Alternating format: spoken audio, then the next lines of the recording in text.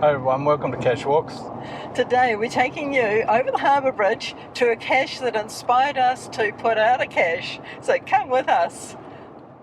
Traffic's not too bad today. No, sometimes it's very bad, isn't it? It's almost stopped. But mind you, that's peak hour. Yeah, peak hour. Times are a little bit different now. Yes. And we try and keep away from peak hour. You sure do.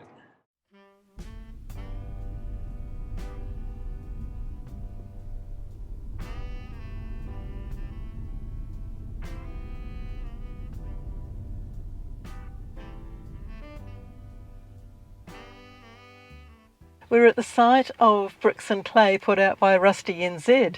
In Rusty NZ's cache description it reads, "Enjoy the history in the cache, hidden to celebrate the connection of this area to brick making and the clay that brought the early pioneers here."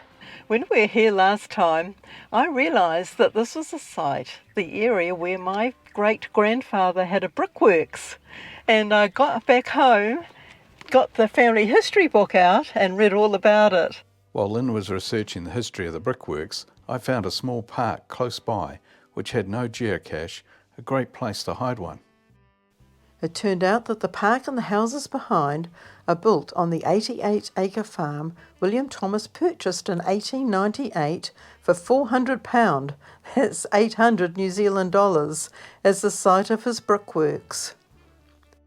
Here he also planted an orchard, grain, pine trees, and had a fowl house for eggs.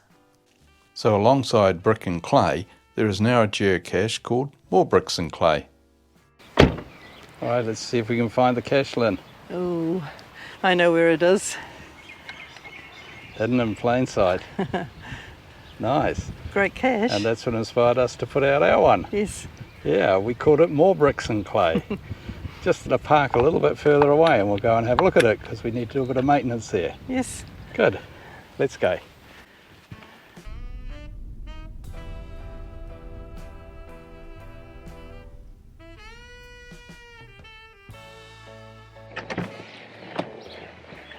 Let's go and see where More Bricks and Clay is. Okay, let's go down. What beautiful flowers. Yeah, they're nice, aren't they? Oh, gorgeous.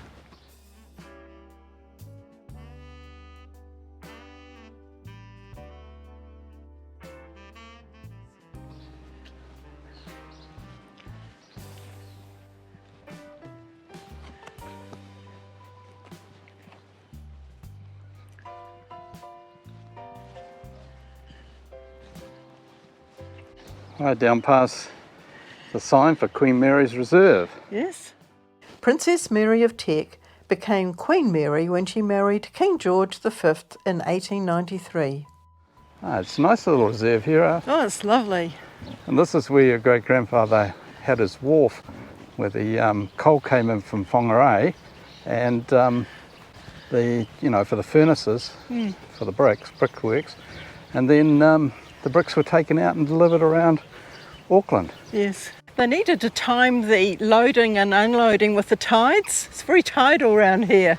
All right, that's interesting. I think it was quite a mission for them. Yeah. You can see the tide's in just at the moment. Yes. Wow, it's nice here in the sunshine. Yeah.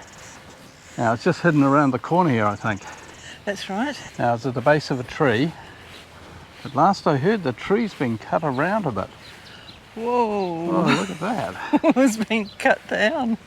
Yeah, Oh dear. that's a shame. It was a nice tree. I wonder why anyone would cut it like that. You see the great big gap where it's left. Maybe some of it's broken off in a storm or something, and then they've trimmed it. Okay, we're going in for the cache.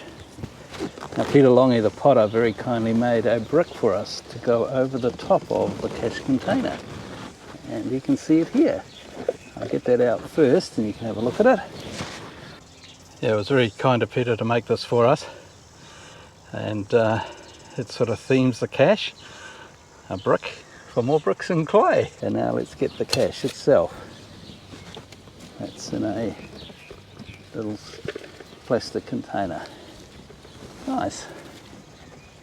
You may remember Peter Longy, the potter, from our cache walk where we showed the making of Birds of Cornwall Park. that lovely little house that was made by Gorbachev, and Peter was very kind enough to put the tile roof on. And while we were talking to him about that, we asked him if he'd make the brick for more bricks and clay. We were in a toy shop in Auckland buying a birthday present for one of our grandchildren, and we saw this box here with little bricks in it. And we thought, that's just the perfect thing for this cache. Maybe we could put some little bricks in and sort of theme the cache a little bit more. So that's what we're doing on this maintenance run. And here we've got a bag of little mini bricks for kids to pick up when they come to the cache. Just going to open up the cache container. Nice little lock and lock in here. Oh, someone's put a little bit of swag in there for the kids. That's nice. And we're going to put in some little mini bricks. Here they are. Just putting them in there. Now the little bricks are quite well made. They look quite realistic. We've walked out Queen Mary Avenue to where the brickworks were, and I thought you might be interested in a paragraph out of the family history book. It says here, about 1909, before completing the subdivision, roads were needed, and son Harry cleaned up the brickyard site by removing all unsold and broken bricks and set these out as a foundation for part of the road now named Queen Mary Avenue. Harry always felt that due to his hard work and enterprise, the Northern League at least should have been named Thomas Street after him. It should have been. Yeah. I agree with And it. the family.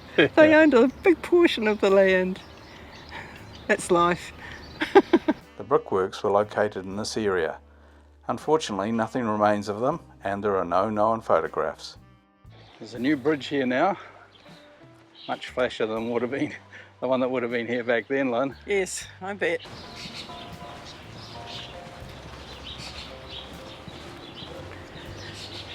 Well, what are the numbers? The numbers here reference the sporting performances on the cricket grounds on the other side of the bridge.